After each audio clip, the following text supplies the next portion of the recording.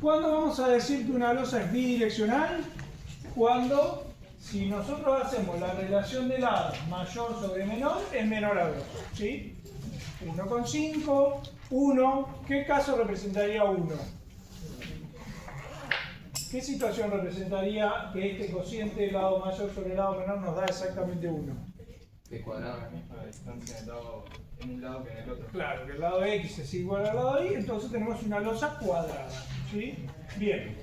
Bueno, ¿cómo va a ser la deformada de estas losas que ya son bidireccionales? Ya no va a ser cilíndrica, ¿sí?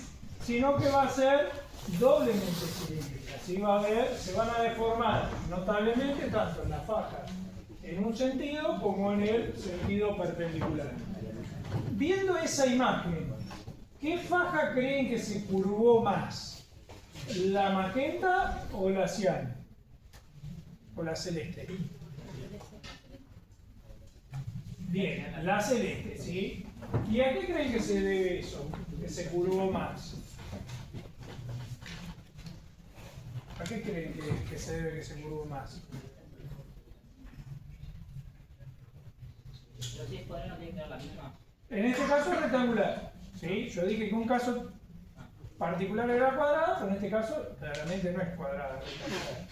Están diciendo que se curvó más la celeste. ¿Sí? ¿Por qué creen que se curvó más? La flecha era la misma para las dos direcciones. Las dos fajas, exactamente. Si nosotros observamos la intersección de las dos fajas, vemos que por una cuestión de continuidad, porque es un único plano, descendieron lo mismo. Entonces, la que tiene menor longitud se tiene que curvar más. ¿Sí? La que es más larga se curva menos. Bueno, eso hace que la faja más corta es la que se ve más solicitada, más comprometida y es la que va a llevar más armadura. Por eso siempre que analicemos una losa bidireccional va a tener más armadura en el sentido más corto, que lo vamos a llamar la luz de la losa. ¿Sí? Bien. Entonces, para redondear esta idea, decimos que al ser bidireccionales, su deformada ahora es doble cilíndrica, va a tener una armadura de cálculo en ambas fajas, o sea, en ambos sentidos, que vamos a ver cómo la calculamos. Se va a analizar como dos familias de fajas, una en cada sentido, familia de ancho y metro, a los efectos prácticos, ¿no? Y cada faja va a funcionar, como vimos en la clase pasada, como si fuese una viga de ancho y metro.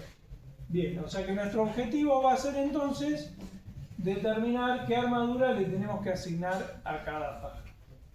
Bien, ahí está lo que alguno de ustedes comentó, de que el hecho de que donde se cruzan las fajas, que acá la hemos representado por una línea, pero son fajas, el hecho de donde se cruzan las fajas y el centro es el mismo, la flecha es la misma, hace que las fajas más cortas se curven más y por eso lleven mayor armadura. Bien, bueno, siempre entonces que tengamos una losa de estas características, la luz de cálculo es la menor entre las dos. En este caso, por el gráfico que vemos, LI sería la luz de cálculo, porque LI es menor que LX. Bien.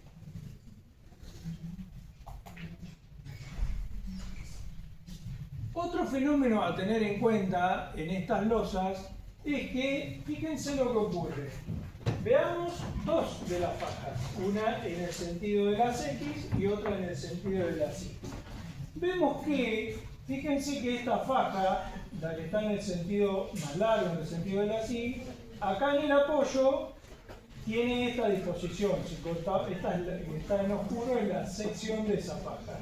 ¿Qué pasó cuando analizamos una sección de la faja hacia el centro? Vemos que la otra faja que es perpendicular obligó a que esa sección gire. Fíjense que acá está horizontal y acá para acompañar a la faja que va en el otro sentido giró. Esto genera un efecto de torsión de una faja respecto a la otra. Eso hace que en las esquinas, ¿sí?, donde por una cuestión de apoyo las fajas no pueden girar, donde están horizontales, se generen tracciones en la cara superior. ¿Sí? En las cuatro esquinas va a haber tracciones en la cara superior. Bien, eso hace que si hay tracciones en la cara superior tengamos que disponer de armadura. Pero nosotros ya dijimos que cuando nos acercamos a los bordes levantamos armadura, porque ya como el momento es parabólico, ¿sí? Cuando nos acercamos hacia los apoyos, ese momento desciende y no necesitamos toda la armadura. Ya constructivamente la levantamos. Bueno, esa armadura que levantamos nos sirve, ¿sí? Para cubrir los momentos negativos en la cara superior debido a la torsión.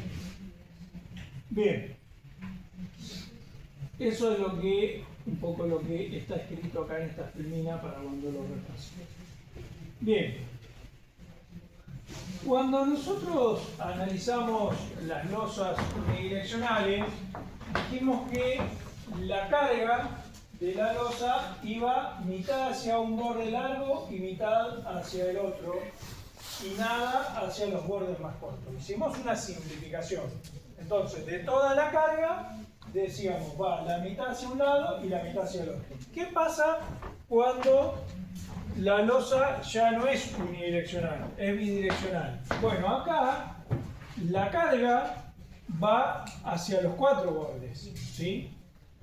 Si la losa fuese perfectamente cuadrada, la carga de 1 metro cuadrado se repartiría por igual hacia los cuatro bordes, ¿sí? Porque no tendría preferencia en ir a un borde o al otro, a una viga u otra. ¿Por qué? Porque es exactamente cuadrada, ¿sí? Ahora, cuando la losa se aleja de la situación de ser cuadrada, tiene masa rectangular, o sea, tiene medidas diferentes, ya tenemos que buscar qué parte de la carga va hacia un borde o hacia unas vigas y qué parte va hacia las otras vigas. Bien, y eso es lo que vamos a intentar determinar en lo que sigue. Bien, una forma de más o menos razonar cómo pueden viajar las cargas es pensar lo siguiente. Bueno, si yo esta losa la empiezo a cargar mucho, va a llegar un momento que se fisura y se rompe. ¿Cómo serían las formas de las fisuras que yo vería en la cara inferior? Estas que ven acá, ¿sí? Se formaría una rotura tipo sobre, ¿sí? Que de alguna forma me dice, bueno, entonces la carga de este trapecio vendrá a esta viga, la de este trapecio a esta viga, la de este triángulo a esta viga y así sucesivamente, ¿sí?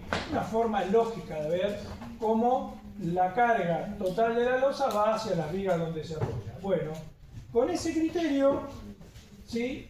Es que vamos a determinar cómo las cargas viajan hacia las vigas de apoyo. Eso depende de la geometría que tiene la losa, ¿sí? Y de cómo se apoya o qué continuidad tiene la losa en los diferentes bordes. Por ejemplo, esta que es una losa que no tiene continuidad, está aislada, estas fisuras se producen a 45 grados respecto a los bordes. O sea, es la bisectriz del ángulo de este ángulo de la losa en cada una de las esquinas, ¿sí? Y eso ocurre solo, o esa particularidad solo ocurre en losas que están aisladas. Ahora, ¿qué pasa? Como lo ven ahí, ¿no? 45 grados, o sea, es como que más o menos tengo una geometría bien definida de cómo van a ir las cargas hacia los diferentes bordes.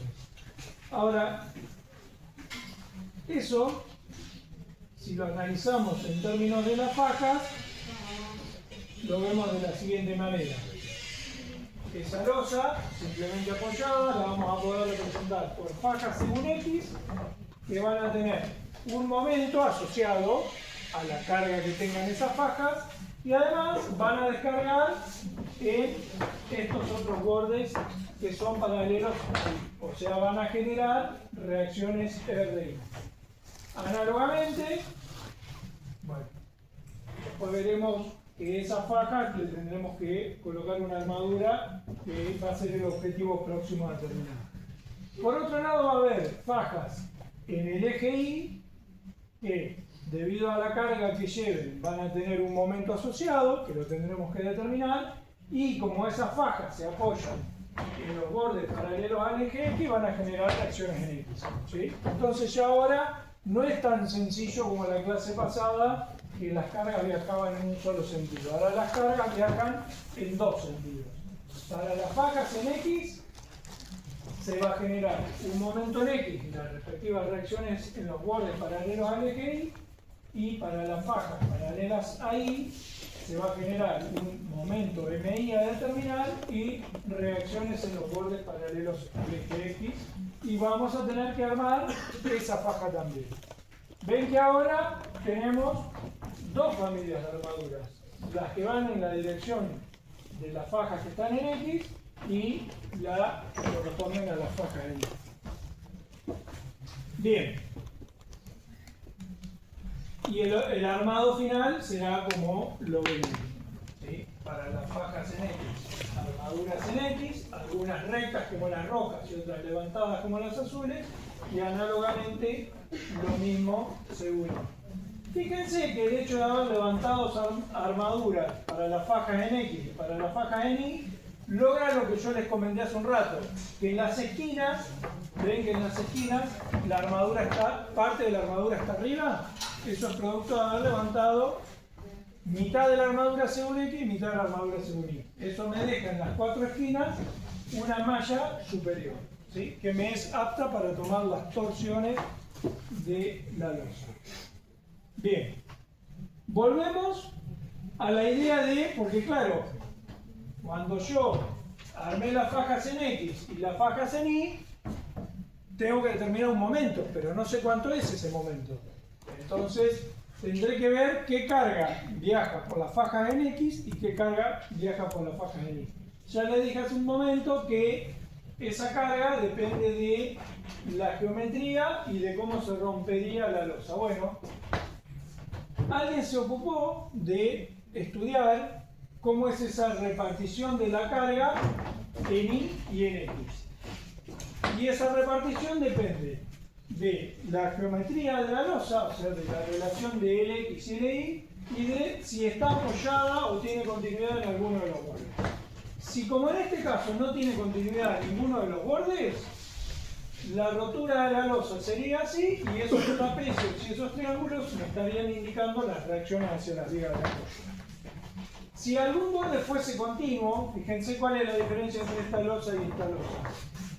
Que esta línea punteada me está indicando que hacia acá habría otra losa con la cual es continua, ¿sí? ¿Qué ocurre en ese caso? Fíjense cómo cambió el ángulo de rotura, de acá a acá, ¿sí? Acá es 60 grados respecto al lado continuo. Acá era 45 grados respecto a cualquiera de los bordes de la losa.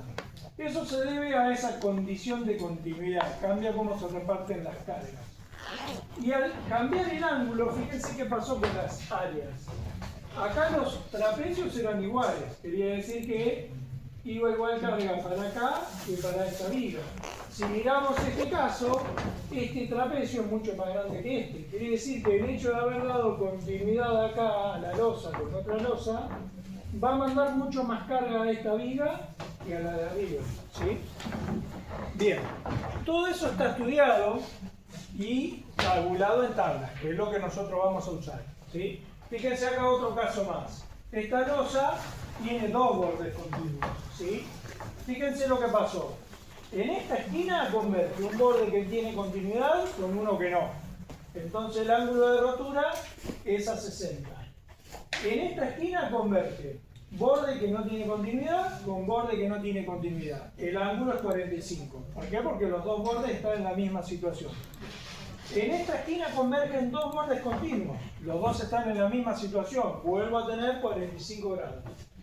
Y en esta esquina, discontinuo y continuo, con lo cual 60 grados respecto al borde continuo o 30 respecto al discontinuo, ¿sí? Y esa es la lógica que me va a permitir establecer estas áreas que son de alguna forma las que me dicen qué carga va a cada borde.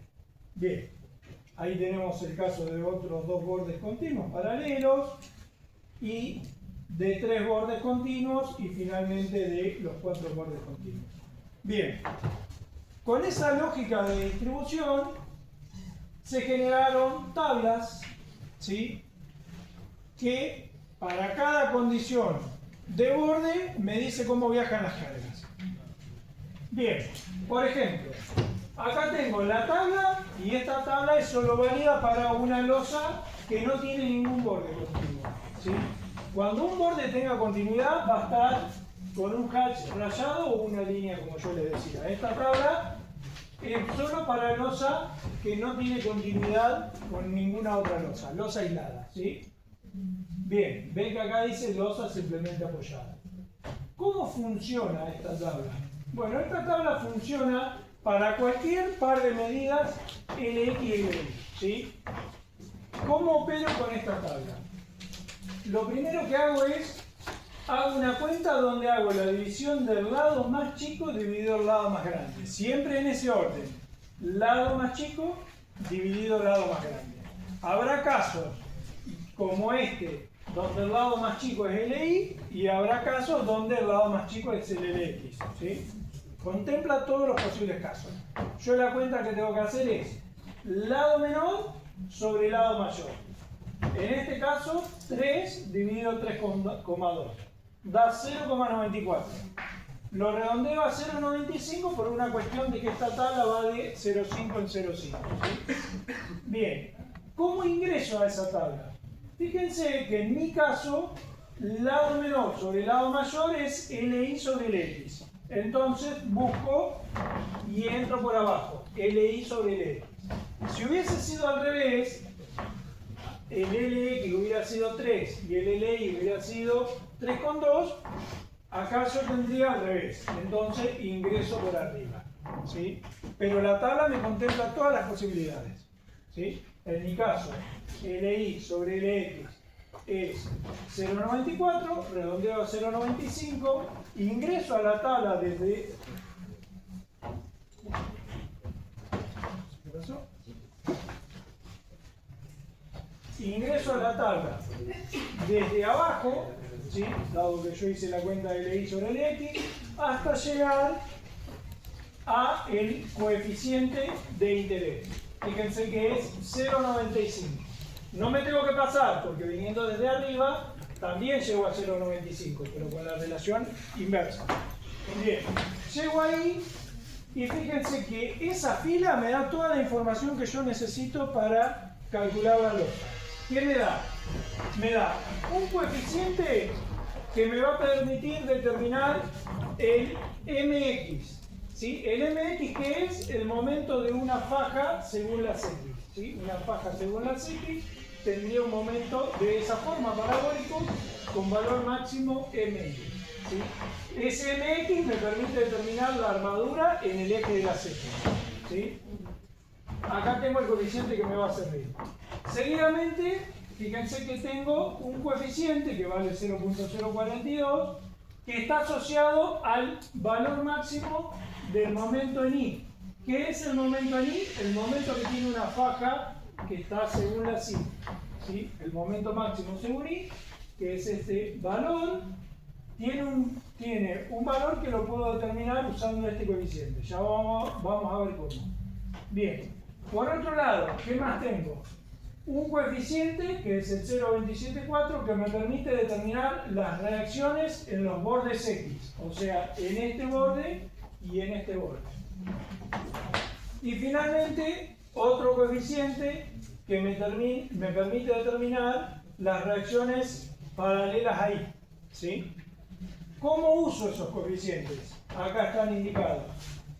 Si yo quiero determinar el momento MX máximo, que sería este valor, tomo el coeficiente que me da la tabla, 0,0365.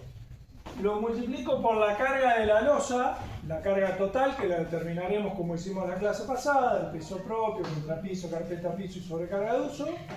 Lo pongo acá. Y multiplico siempre por el lado menor de la losa elevado al cuadrado. ¿Sí? En nuestro caso, el menor es 3. No importa que yo esté calculando un MX. En la fórmula va siempre el menor elevado al cuadrado. ¿Sí?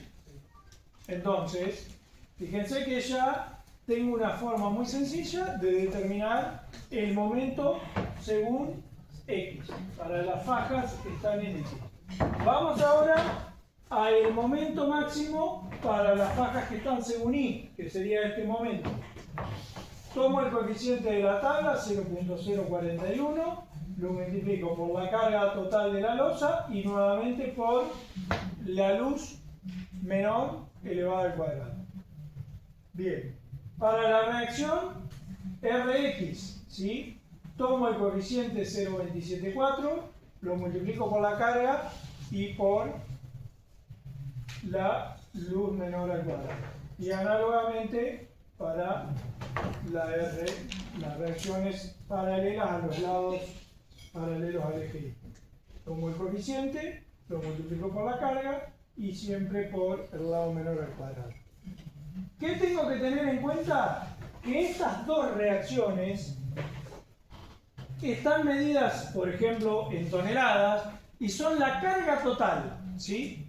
Supongamos que yo determiné la Rx y me dio 3 toneladas, es la carga total que recibe la viga. ¿Qué quiere decir? Que es el área de ese trapecio multiplicada por la carga por unidad de área de la losa, que me da un total de esa carga que va a esta viga. Si yo quiero repartirla o calcularla como distribuida sobre la viga, tengo que dividir por la longitud de la viga, ¿sí? O sea que estas dos son cargas totales sobre la viga. Si yo la quiero distribuir o desparramar sobre la viga, dividido por la longitud de la viga, ¿sí? Para las Rx dividido por 3,2, para las Ri dividido por 3. Ahí sí va dividido por la longitud de la viga. Bien. Eso es que les mostré anteriormente, solo es válido para una losa que sea con todos sus bordes sin continuidad, ¿sí? Si yo quisiera estudiar, por ejemplo, una losa que tiene 2 de sus bordes continuos, es otra posibilidad. Tengo otra tabla, ¿sí?, que me da toda la información para ese tipo de losa. Fíjense que si yo estudio una faja según las X, ¿sí?, el hecho de que acá esté empotrada me hace que el momento sea así. Tengo un valor negativo acá de empotramiento y su momento sea de esa forma. Análogamente, si estudio una faja según la Y, el diagrama del momento tiene esta forma. No es todo positivo, es positivo en el tramo, pero cuando me acerco al empotramiento se torna negativo, ¿sí? Entonces, ¿cómo voy a determinar toda esa información? El momento en X, el momento en Y, el momento en X de empotramiento, el momento en Y de empotramiento, me lo da una tabla. ¿Qué tabla? Una particularizada para eso, que es la que tienen ahí, ¿sí? Entonces, nuevamente, vuelvo a hacer lado menor sobre lado mayor, ingreso a la tabla o por abajo o por arriba según corresponda, encuentro el coeficiente y ahí tengo toda la información. Fíjense que esta tabla está mucho más cargada que la anterior. ¿Por qué? Porque ya ahora hay reacciones diferentes hacia los lados, empotrado o no empotrado, y momento de empotramiento y momento de tramo, ¿sí? Entonces tengo mucha más información, ¿sí? Bien, después van a ver en la práctica y en la clase que viene un ejemplo de esos. Pero lo que voy es que cada situación de continuidad tiene una propia tabla, ¿sí? Un borde continuo una tabla, 2 bordes continuos otra tabla, 3 bordes continuos otra tabla. Cada condición de continuidad tiene su propia tabla. Bien. Vamos ahora a, yo les dije que cuando hicimos el análisis usábamos la carga Q, ¿sí?, en esa determinación de los momentos de las reacciones. Bien. Ya lo vimos en la clase pasada, ¿cómo es la carga? ¿De dónde la determino? Lo que aporta el piso, lo que aporta una carpeta, lo que aporta un contrapiso, el espesor de la losa y si hubiera un cielo raso, un cielo raso. Esas son las permanentes gravitatorias. Además, había una sobrecarga de uso que era en función al uso del local, ¿sí? Una biblioteca 500, un aula de universidad 350, una vivienda 200, ¿sí? Cada uso específico tiene una sobrecarga de uso según reglamento. Bien. Dentro de las cargas que yo les mencioné anteriormente, hay una que es el peso propio de la losa, y el peso propio de la losa depende del espesor de la losa. Bueno, ¿cuánto es el espesor de la losa? La clase pasada vimos para las unidireccionales que había una expresión que me decía el espesor de la losa es la luz sobre 30 o la luz sobre 35, ¿lo recuerdan? Bueno, en esta clase que estamos viendo losas bidireccionales, hay otras expresiones. Si la losa está sola, como el caso que vimos hace un momento, es la luz de cálculo, que es la menor de las dos, en una rectangular, dividido 50. Si tiene algún borde continuo, uno o más, pero no todos, es L sobre 55, el espesor de la losa. Recuerden que a eso había que sumar el recubrimiento. Y por último, si tiene todos los bordes continuos, es el lado menor dividido 60. ¿Sí? Bien. Por ejemplo, si tuviésemos una losa de 5 metros por 6 metros, ¿sí? 5 metros por 6 metros. Una losa aislada, ¿qué espesor tendría? ¿Qué H tendría? ¿Qué altura? Yendo a esa fórmula que está acá. Si es de 5 por 6, ¿cuál es la luz de cálculo? 5, la menor. Llevada a centímetros, ¿cuántos centímetros son? 5 metros. 5 metros. Una cinta métrica de 1 metro, ¿cuánto tiene? El metro. ¿Cuántos centímetros tiene? 100. ¿Sí? 1 metro, 100 centímetros. 5 metros, 500. ¿Sí? 500 centímetros. 500 centímetros dividido 50, que es lo que me dice esta fórmula, ¿qué nos da de espesor? 10 centímetros. Si le sumo un recubrimiento de 2 centímetros, la altura total de ¿cuánto es? 12. O sea que tiene altura útil de cálculo 10, a eso le sumo el recubrimiento inferior de las armaduras y me voy a 12.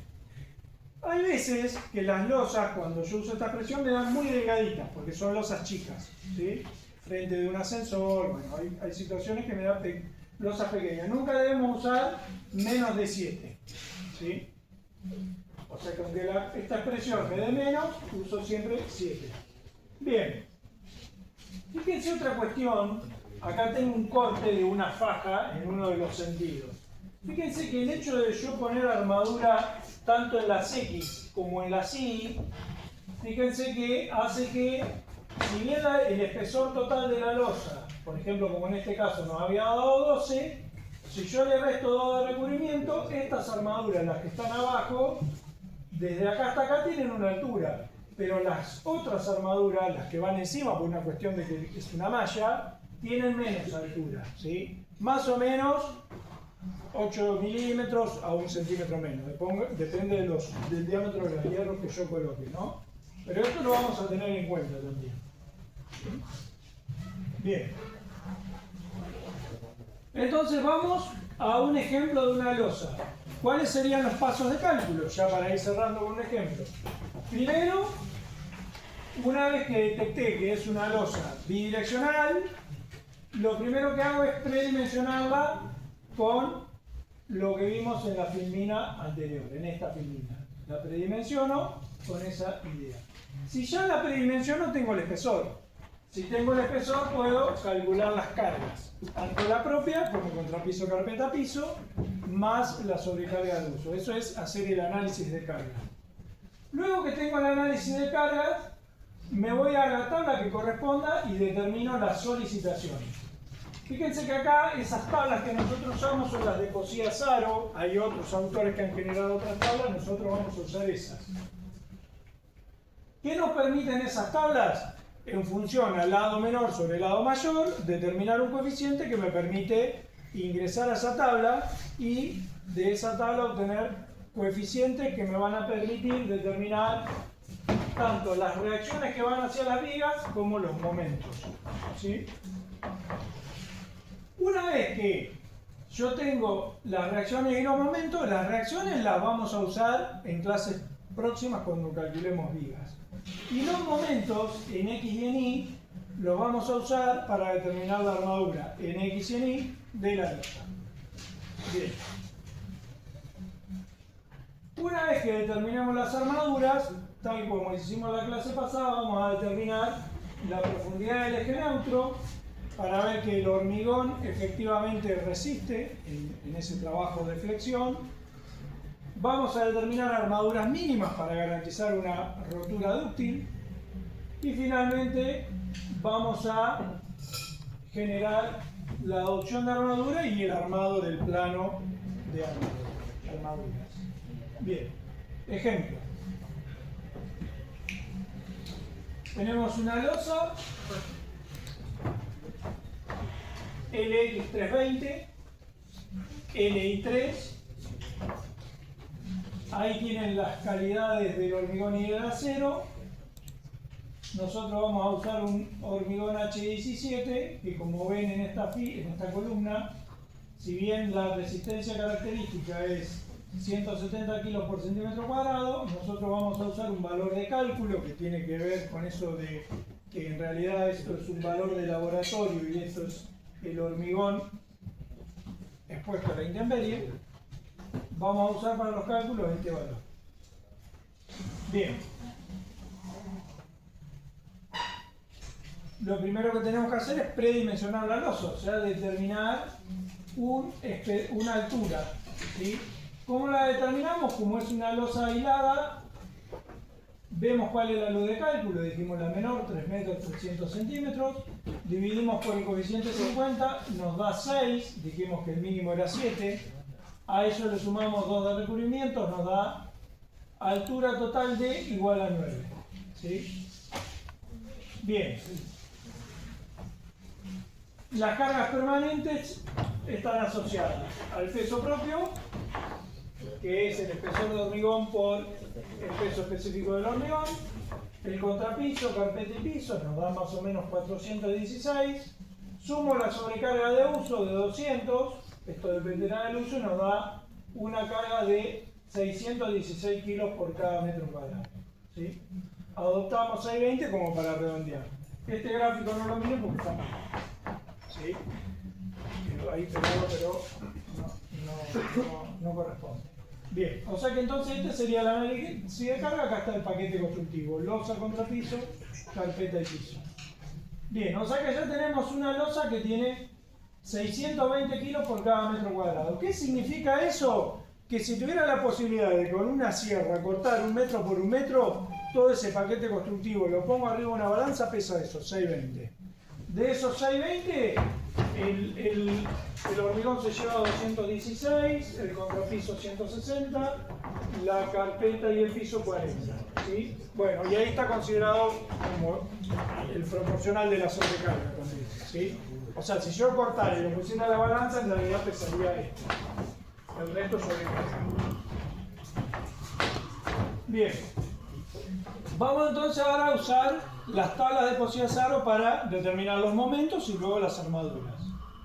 Bien, en nuestro caso, el lado menor sobre el lado mayor es LI sobre LX, 3 sobre 320, 0,94, adopto 0,95, como la relación fue LI sobre LX, ingreso desde abajo, ¿sí? Si hubiese sido al revés, ingreso desde arriba. Ingreso hasta encontrar el coeficiente de interés y ahí tengo todos los coeficientes que a mí me interesan para el cálculo. Tengo un coeficiente que me interesa para determinar el MX, otro coeficiente para el MI, otro para la RX y otro para la RI. Bien. Con esos coeficientes nosotros dijimos que los usábamos de apoyo para determinar las solicitaciones. ¿Cómo se hacía? Por ejemplo, el MX. Fíjense que el coeficiente de MX era 0.0365. ¿Cómo lo uso? Tomo el coeficiente, lo multiplico por la carga y lo multiplico por el lado menor elevado al cuadrado. Eso sí me da el momento máximo de la faja que está en X. ¿Cuánto vale? 203. ¿Sí? Análogamente para MI, para RX y para RI. Tomo el coeficiente, lo multiplico por la carga y por el lado menor al cuadrado. Para todos por igual. ¿Qué tengo que tener en cuenta? Si bien no lo voy a usar ahora, sino en las clases que vienen, que las reacciones son totales. Si yo quiero ver la reacción distribuida en una viga que está según las X, es la carga total que está ahí, 1528, repartido en los 3,20 metros que mide la viga. Análogamente para la RI, pero repartido sobre su longitud. Bien. Ahora nos vamos a quedar con estos dos momentos, ¿sí? El momento para la faja en X, que me va a permitir determinar la armadura en X, que le voy a poner a la losa, y el momento según la faja en Y. Bien, voy con eso.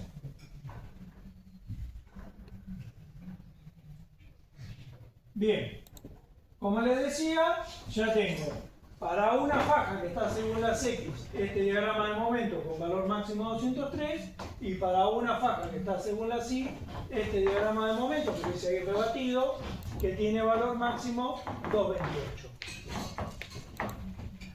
Como les decía, si yo tomo una faja, ¿sí? Voy a ver una armadura por debajo y otra armadura por encima. Siempre se coloca por debajo la armadura que está asociada al mayor momento. Yo, por ejemplo, acá tengo 203 y 228. Quiere decir que la que va a ir por debajo va a ser la que va en el sentido del mayor momento, ¿sí? Porque tiene más brazos de palanca, ¿sí?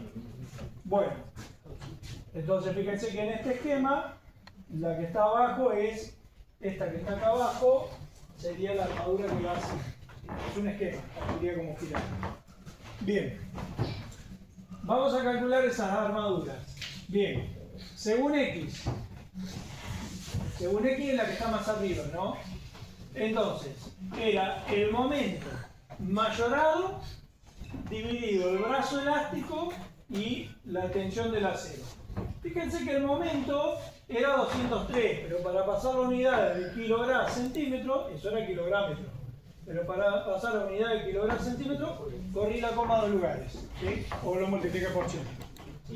Lo mayoro por 1,75 y divido por Z, que era el 90%, por eso 0,9, de la altura de esas armaduras. Pero si voy para atrás, fíjense que las armaduras, la altura total era 9. Desde acá hasta acá es 7, que es H. Bueno, 7 es el brazo de las armaduras que están abajo.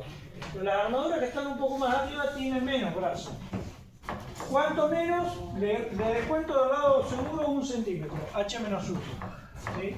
Por eso, cuando yo estoy determinando la armadura según X, para el brazo elástico Z, uso 0,9 no de H, sino de H menos 1. ¿Sí? Entonces tengo en cuenta que es la armadura que está arriba. Bien, ¿cuánta armadura me dio esa cuenta? 1,57 centímetros cuadrados por cada metro. Quiere decir que una faja de 1 metro según las X va a tener que contar con esa armadura. Determino con esta expresión la profundidad del eje neutro, ¿sí? Que me garantizaba que el hormigón resiste bien las compresiones en ese trabajo flexible. Bien, recuerden que era la armadura determinada por cálculo, 1,57, por lo que resiste el acero debido a lo que resiste el hormigón, asociado a un ancho de 1 metro de faja. Fíjense que el eje neutro me da 0,47 y el 20% de la altura útil es 1,2. ¿Sí? Siempre tiene que cumplir, no superar, que no haya mucha compresión, ¿sí? O por lo menos más de lo previsto en estos cálculos. Lo previsto en estos cálculos es 0 de la altura útil o el 20% de la altura útil, que es 1,2. Yo tengo mucho menos, con lo cual estoy bien, ¿sí? La armadura mínima era el 0,05, o sea, el 5% de la sección de hormigón referido a la relación entre las tensiones del hormigón respecto al acero. Eso era para garantizar que cuando se produce la primera fisura haya suficientemente cantidad de hierro como para resistir lo que deja de resistir el hormigón, ¿sí? El hormigón resiste algo por tracción hasta que se fisuró. Cuando se fisuró, le pasa todo al acero que está adherido. ¿Cuánto necesito de acero? Como mínimo esto. ¿Sí? Por eso esa es la cuantía que me asegura ductilidad. Bien, en nuestro caso esa cuenta dio 1, pero por cálculo me había dado 1,57, con lo cual me quedo con la armadura, según las X, la armadura de cálculo. Bien, hago lo mismo según el eje Y. Según el eje Y tenía un poco más de momento, 228. Paso a las unidades que me interesan, poniendo la coma de lugares, lo mayoro. Y ahora fíjense que lo divido por 0,9 pero de 7. ¿Por qué? Por esto de que les decía de que es la armadura que está más abajo. Entonces, su brazo elástico es el 90% de la altura a el límite superior de la losa. ¿Sí? Bien, hago la cuenta y me da que necesito de armadura 1,51. ¿Sí? ¿Por qué me dio? Fíjense que acá me había dado 1,57 y el momento es menor que en el otro caso. Acá el momento es mayor y me dio un poquito menos armadura. ¿Por qué? Y por el hecho de haberla dispuesto más abajo. ¿Sí? Le di un poco más de brazo elástico, funciona mejor, porque la flexión justamente es eso, es aumento brazo de palanca, mejoró el funcionamiento. ¿Sí? Bien, entonces por eso me da un poquitito menos, pero es significativa la diferencia. Bien, ya tengo la armadura, compruebo el eje neutro, ¿sí? Compruebo la armadura mínima, ¿sí? Acá me dio 1,16, estoy por encima, estoy con 1,51, o sea que ya tengo resuelta el armado de la faja según I. Voy a la adopción de armadura. Según las X, yo necesitaba 1,57. Fíjense que hay una tabla que me ayuda fácilmente a armar. Yo necesito 1,57, si pongo hierros del 6 cada 18 centímetros, justo me dio 1,57. No necesariamente va a dar igual, pero busco que esté próximo el valor. ¿Sí? Entonces, fíjense que es suficiente poner hierro del 6 cada 18. ¿Cómo? Yo voy a levantar uno por medio, ¿sí? Me van a quedar del 6 cada 36 rectos, siempre por debajo, y del 6 cada 36 levantados. ¿Sí? Ahora voy al eje Y, la armadura es prácticamente igual, 1,57 acá, 1,51 acá, puedo adoptar el mismo diámetro, la misma separación, y finalmente me queda esta situación. ¿Sí? Para la faja según X, una armadura que recorre siempre por debajo del 6 cada 36, intercalada una del 6 cada 36 que cuando acerco a los bordes la levanto, ¿sí? Y análogamente según el eje X. Fíjense que en el centro de la faja, que es donde los momentos son máximos, porque recuerden que era un parabólico con máximo en el centro, tengo por debajo las dos posiciones, la 1 y la 2, ¿sí? Que es lo que yo necesitaba, del 6 cada 18, ¿sí? Una recta más una levantada, esto suman eso.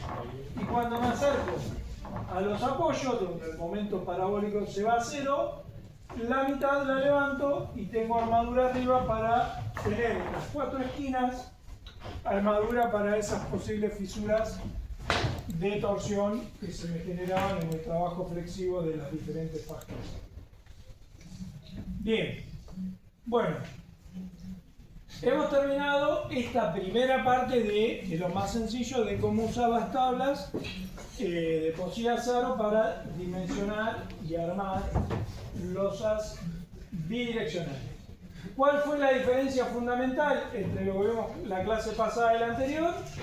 La clase pasada hicimos la simplificación de que una vez determinada la carga, directamente viajaba mitad para acá y mitad para acá. ¿Sí?